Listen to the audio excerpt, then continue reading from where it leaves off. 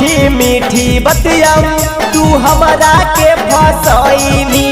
भर गेलौ दिल जाके ओकरा से लगैनी अगे मीठी मीठी बतिया तू हमरा के फसैनी भर गेलौ दिल जाके ओकरा से लगैनी सुन गे छौड़ी छिहत्तरी बड़ी छतरी घुसा देबौ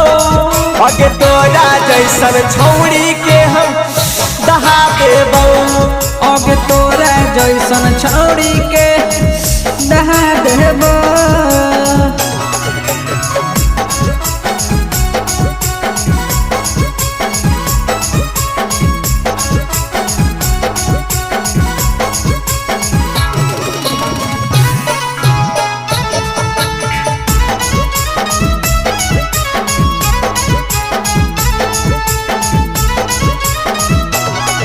अगे प्यार करो हलियो यही से कहानी तू भाओगे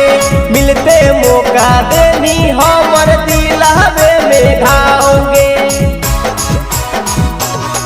आगे प्यार करो हलियो यही से कहानी तू भाओगे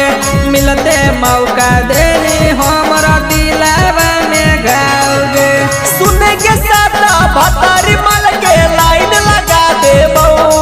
आगे तोरा जैसन छौड़ी के दहा देबो आगे तोरा जैसन छौड़ी के हम दहा देबो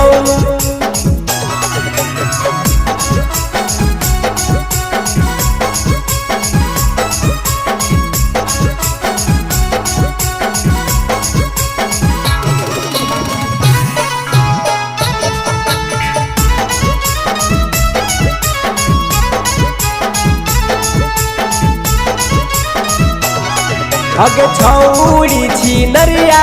हॉकी तू धोखेबाज गे पैसा पर बिको हॉकी